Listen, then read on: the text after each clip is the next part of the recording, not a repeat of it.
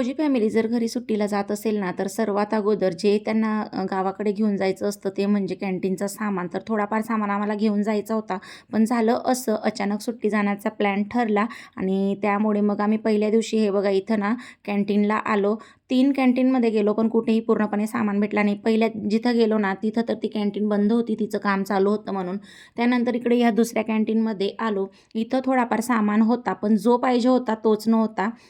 बाकीचं सामान घेतलं इथं नमकीन, बिस्किट वगैरे असं बाकीचं आणि जे पाहिजे होतं ना, ते काही इथं मला मिळालंच नाही. पुन्हा आम्ही म्हणजे एक दुसऱ्या कॅन्टीनमध्ये गेलो. तिथं जाऊन तो नुसतं म्हणजे फजिती झाली. थोडाफार इथूनच घेतला असता असं वाटायला लागलं होतं.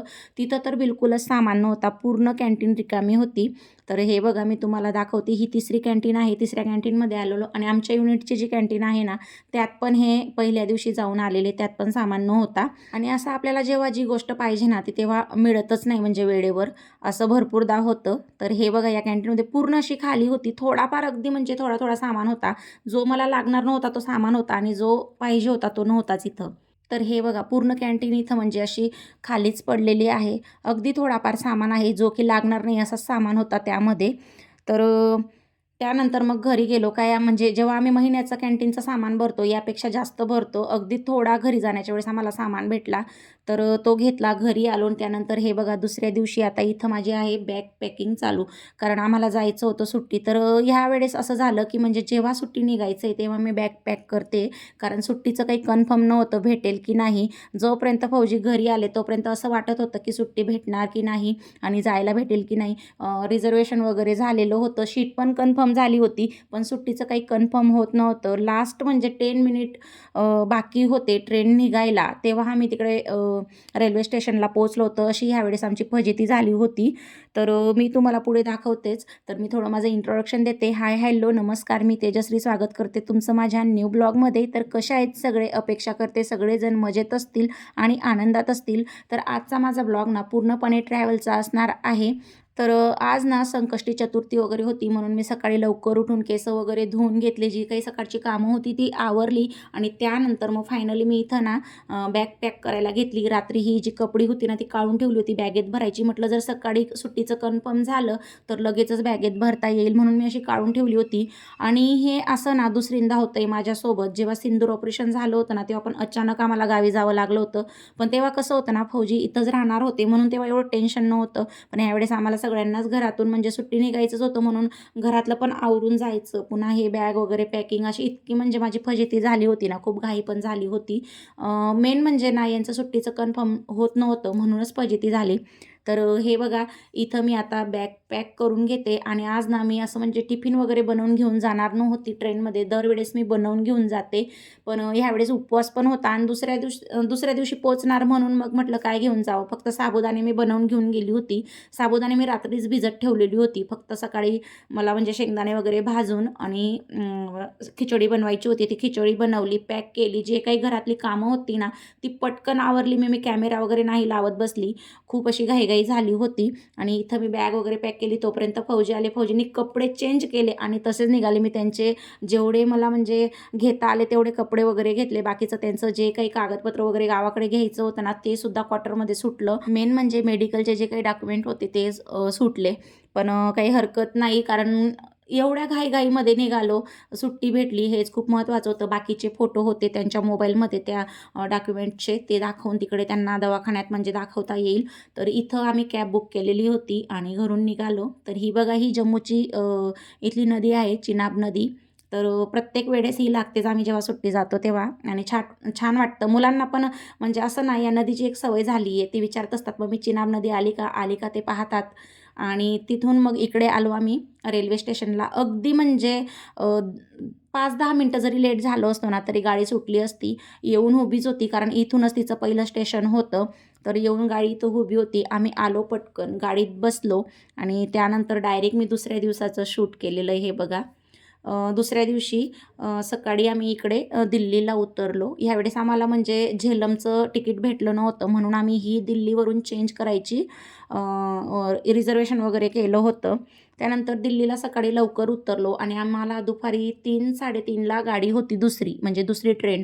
तर मग एवढा वेळ काय करावं म्हटलं तर आम्ही गेलो मग बाहेर इथं इंडिया गेट वगैरे आहे दिल्लीमध्ये, तिथं गेलो. थोडं फिरून येऊया म्हटलं, एवढा वेळ इथं बसून बोरच होणार. तसं तर माझी इच्छा नव्हती एवढी बॅग घेऊन फिरायची, पण फौजी बोलले चल फिरून येऊया. असंही आपण म्हणजे एवढा वेळ इथं बसून काय करणार आहोत. मुलांना पण वाटत होतं की म्हणजे त्यांना आवडतं असं, आणि कधीपासून आदित्य पण बोलत होता मम्मी इंडिया गेटला आपण जाऊया. मग म्हटलं चला आहेत आपल्याकडे एवढा वेळ तर आपण जाऊन येऊया. मग इथं आम्ही इथून म्हणजे हे जुनी दिल्लीला आम्ही उतरलो होतो. इथून न्यू दिल्ली जायचं होतं आणि मेट्रोचं तिकीट वगैरे घेतलं आम्ही आणि मेट्रोवरच आम्ही निजामुद्दीनला गेलो होतो. तिकडे मार्केट वगैरे पण म्हणजे चांगलं आहे असं बोलत होते, म्हणून चला मग आपण जर इंडिया गेट फिरून आल्यावर जर थोडा वेळ वाचला तर तिकडे मार्केटला आपण जाऊन येऊया. तर हे बघा इकडे आलो आहेत आता आम्ही मेट्रो ट्रेनसाठी. तर तिकडे आलो. तिकडे तिकीट वगैरे मी ऑनलाईन बुक केलं आणि ह्यावेळेस ना आमची खूप फजिती झाली. माझ्या मोबाईलमध्ये अजिबात चार्जिंग नव्हती. रात्री मी चार्जिंग लावायचं विसरली आणि मी ऑनलाईन माझ्या मोबाईलमधून तिकीटं बुक केली आणि माझा मोबाईलच स्विच ऑफ झाला. त्यामुळे आम्हाला पुढे भरपूर म्हणजे प्रॉब्लेम आले होते. जे तिकीट हे करणारे असतात ना, त्यांनी म्हणजे बोलले की ज्या मोबाईलमधून तुम्ही बुक केले तिकीट आम्हाला तेच पाहिजे. पण माझा मोबाईल स्विच ऑफ झाला होता. मी यांच्या मोबाईलमध्ये स्क्रीनशॉट काढून पाठवलेला होता, पण ते काही मानायला तयारच नव्हते. मी त्यांना बोलली की आम्ही पण म्हणजे देशाची रक्षा वगैरे करतो, सरकारी कर्मचारी आहेत, आम्ही असं करणार का? पण ते काही मानायला तयार नव्हते. मग त्यांना हे बोलले की आमचा मोबाईल तुम्ही चार्ज करा, त्यामध्ये बघा आणि मग बोला. मग तिथं 5-10 मिनटं मोबाईल वगैरे चार्ज लावला होता. निघत्यावेळी झालं होतं हे, येताना तर नाही, पण जेव्हा आम्हाला निघायचं होतं ना बाहेर, तेव्हा तो प्रॉब्लेम आमच्यासोबत झाला होता. तर मग त्यांनी भरपूर तिथं आमचा वेळ घेतला. म्हणजे आमचा कमीत कमी अर्धा तास तिथंच गेला. तर मग तो मोबाईल चार्ज तिथं लावला. त्यांनी ते तिकीटं बघितली आणि मग आम्हाला तिथं सोडलं. कारण ते तिकीटवर म्हणजे स्कॅन असतं ना, ते स्कॅन केल्याशिवाय आपल्याला तिथून बाहेर निघता येत नाही. त्यामुळे भरपूर असा प्रॉब्लेम झाला होता. आता याच्यापुढे ना ज्या मोबाईलमध्ये चार्जिंग असेल ना, त्याच मोबाईलमध्ये तिकीट करावं लागणार. पण झालं असं होतं, यांच्या मोबाईलमध्ये फोनपे आणि नाही, यांच्या मोबाईलमध्ये गुगल पे आणि माझ्या मोबाईलमध्ये फोनपे. तर तिथं तिकीट फक्त फोनपेच्याद्वारेच होत होती, म्हणून माझ्या मोबाईलमधून केलं होतं. मी म्हटलं आपण स्क्रीनशॉट घेऊन यांच्या मोबाईलमध्ये शेअर करूया, पण ते त्यांनी मानलंच नाही. म्हणजे इतर दुसरा काहीच प्रॉब्लेम नव्हता, फक्त जो तिकीट काउंटरला जो हे होता ना माणूस, त्यालाच थोडा प्रॉब्लेम होता. तर तो प्रॉब्लेम सॉल्व्ह केला आणि इकडे आलो आम्ही इंडिया गेटला. इथं छानपैकी म्हणजे सकाळचं वातावरण होतं, अगदी छान वाटत होतं. थोडं इकडचं वातावरण असतं खराब, पण आपण एखाद्या दिवसासाठी जातो तेवढं आपल्याला कळत नाही. तर आलो इकडे आणि हे बघा भरपूर अशी लोकं होती तरी सकाळी सकाळी इकडे पण. इथं आम्ही ना म्हणजे पलीकडच्या साईडला ते इंडिया गेट आहे ना, आणि दुसऱ्या साईडला आम्ही आलो फोटो काढण्यासाठी. ते फोटोग्राफर तिथं ना खूप असे मागे लागतात. तर हे बोलले काढायचे आहेत का? म्हटलं चला काढून घेऊया. मोबाईलवर एवढे व्यवस्थित येणार नाहीत आणि माझ्या मोबाईलमध्ये चार्जिंग पण नव्हती. यांच्या मोबाईलमध्ये मी हे शूट वगैरे केलेलं आहे. तर मग मी इकडे म्हणजे रोडाच्या पलीकडच्या साईडला आलो फोटो वगैरे काढण्यासाठी. इथून आहे ना जरा असं ब्लर दिसत होतं ते इंडिया गेट, पण आता काढले गेले होते म्हटल्यावर म्हटलं जाऊ द्या, त्यापेक्षा मोबाईलमध्ये छान आले असते. थोडंसं मागचं ना खूप असं ब्लर दिसत होतं, जसं की असं वाटत होतं की आम्ही ते फोटो नाही AI मध्ये केलेले आहेत असं वाटायला लागलं होतं. पण म्हटलं जाऊ द्या आता काढले गेलेत तर. मग तिथं बसलो, थोडी भेळ वगैरे खाल्ली. मुलांनी तर काही खाल्ली नाही भेळ, ते म्हटले आम्हाला नको आहे, आम्ही दुसरं काहीतरी खाऊ. आणि हे बघा मग आता तिकडच्या साईडला जायचं होतं ना, हा मध्ये असं तिथं जाण्यासाठी मार्ग आहे.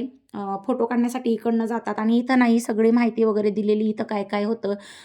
जे 15 ऑगस्ट 26 जानेवारीला ते जे काही कार्यक्रम वगैरे होतात ना, ते पण इथे होतात. ड्रिल वगैरे ते सुद्धा इथं पोस्टर वगैरे लावलेले होते.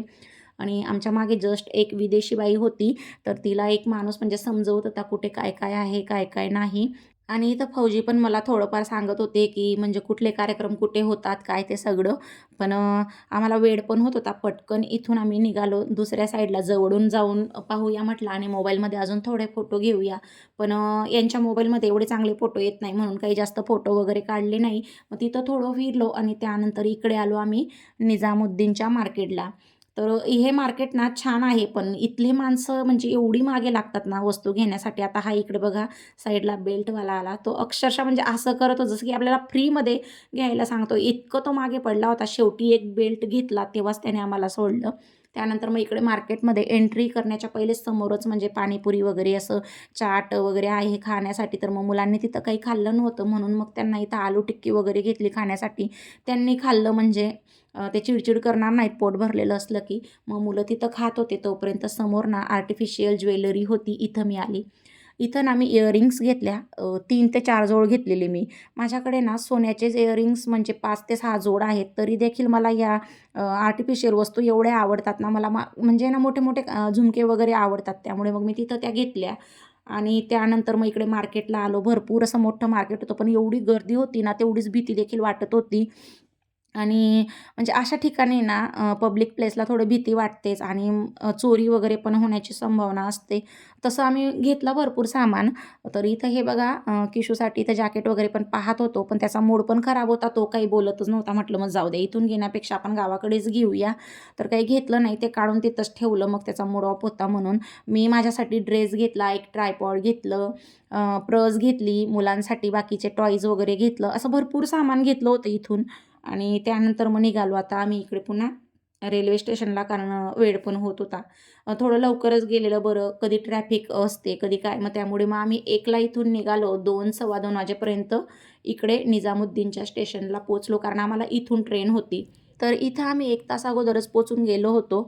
कारण फिरायला ना भीती वाटत होती. यांना म्हटलं चला लवकर, आणि मुलं पण चिडचिड करायला लागली होती. सकाळचं फिरतच होतो. यांच्याकडे पण बॅग होती, ती बॅग पण कॅरी करायची आणि फिरायचं खूप असं म्हणजे जीवावर यायला लागली होती. नंतर चिडचिड व्हायला लागली म्हणून आलो इथं, बसलो थोडा वेळ. माझं तर डोकं वगैरे एवढं दुखायला लागलेलं फिरून फिरून, खूप असं म्हणजे परेशान झाली होती मी. असं वाटत होतं कधी एकदाची ट्रेनमध्ये बसते आणि झोपते ट्रेनमध्ये, असं झालं होतं. तर इथं आता आम्ही ट्रेनची म्हणजे वेट करत होतो ट्रेन येण्याची. तर बरं झालं ती वेळेवरच होती. नाहीतर लेट वगैरे पण होत असतात ह्या दिवसात ट्रेन वगैरे. तर इथं आता आम्ही थोडा वेळ बसलो होतो. हे बघा किशू पण खूप परेशान झालेला आहे. आणि माझ्या चेहऱ्यावरून तुम्हाला पण दिसत असेल, कारण येताना मला घरून म्हणजे पहिल्या दिवशी एवढ्या उलट्या झाल्या होत्या ना कॅबमध्ये, खूपच मला खूप त्रास होतो. म्हणजे मला फोर व्हीलरमध्ये ना सगळ्यात जास्त त्रास होतो उलटींचा.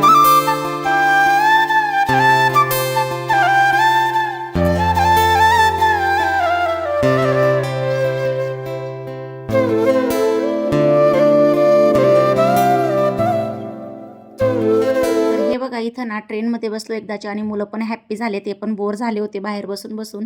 आणि इथं हे बघा किशूची नाटकं सुरू झाली त्याच्या पप्पांसोबत. खूप असा लाडावत होतो त्याच्या पप्पांबरोबर. म्हणजे त्याचं छान जमतं. जसं मुलीचं आणि पप्पांचं जमतं ना, तसं त्याचं जमतं. त्याचे लाड चालूच आहेत इथं.